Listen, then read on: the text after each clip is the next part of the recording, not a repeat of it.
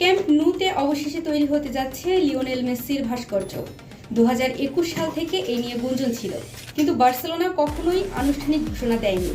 2 বছরের স্টেডিয়াম সংস্কারের সময়ও কোনো অগ্রগতি দেখা যায়নি। অবশেষে এলো সেই প্রতীক্ষিত খবর। একটি বইয়ের অনুষ্ঠানে বার্সার সভাপতি হুয়ান লাপোর্তা জানালেন, মেসির ভাস্কর্যের নকশা তৈরির কাজ চলছে।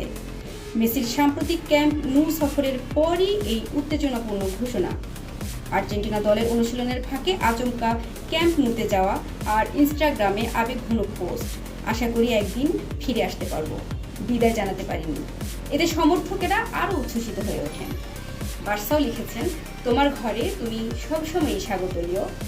কুবালা আর ক্রুইফের পাশে এবার দাঁড়াবে নতুন কিংবদন্তি মেসি। স্টেডিয়ামের সংস্কার শেষ হলে মেসির জন্য বিশেষ ট্রিবিউট অনুষ্ঠান করতে চাই ক্লাব। লাপোর্তার ভাষায় বিশ্বের সবচেয়ে সুন্দর শ্রদ্ধা পাওয়ার যোগ্য লিও।